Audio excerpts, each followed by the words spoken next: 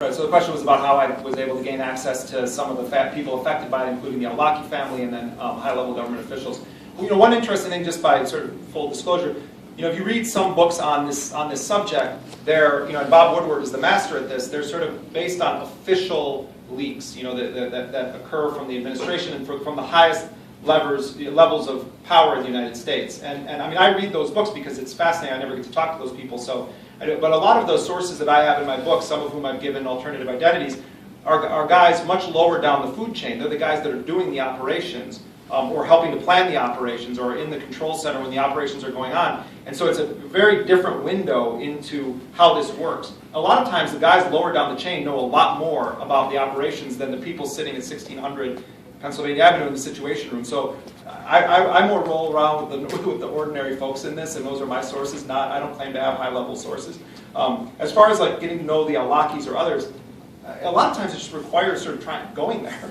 But you have to be careful and culturally sensitive. Like when we were going to film, because we were doing a film at the same time, and we were going to film in this village of Gardez in Paktia province in Afghanistan, we sent an Afghan colleague with a letter for that family, stating our intent, explaining who we were, and saying that they were free to Google us on the internet to verify that we are who we say we are. And then we also asked for permission from local religious leaders to enter the area, because we didn't want them to think that we were more Americans coming to kill people in their family. And sometimes people do think I'm a spy or think I'm in the military, even if I have journalist credentials. Somali warlord told me that he's convinced. He still believes I'm CIA, even though I told him, I'm like, dude, the book is out. I am not CIA. He still insists that I'm CIA. With the al-Awlaki family, it took quite a bit of work. It's not just, Nasser al-Awlaki has been interviewed a number of times in big media outlets. What was unusual is that the family gave me access to the female members of the family also. I'm the only journalist that has sat with Anwar al-Awlaki's mother and sister and the nieces and nephews and all of the al-Awlaki siblings. And part of it was that they had read my book on Blackwater in Arabic when it was published, and they knew who I was. And they had seen me on television before Anwar was killed, but after he was put on the kill list, I was on MSNBC and other networks condemning it and saying that we're crossing a dangerous line. This was almost 2 full years before al-Awlaki was killed. So they already knew who I was.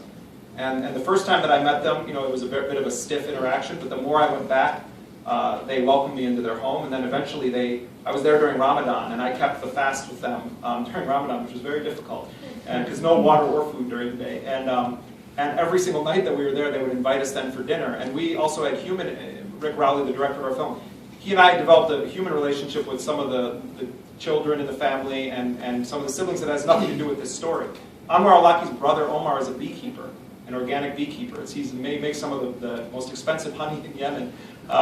So it's getting to know people on a personal level and also being culturally sensitive. And I always say to people that I want this story to be told in a place where it really matters, and that is in the United States. And I try to be an honest broker when I deal with people. I do the same thing when I talk to folks in the U.S. military, that you may disagree with my politics, but I promise that I'm going to quote you correctly, and I'm going to document meticulously what you said and check the facts with you. And that's what I just got an email from a friend who's a former Army Ranger, and he just was paging through my book at Barnes & Noble, and he just sent me a text message and said it's nice to be quoted accurately.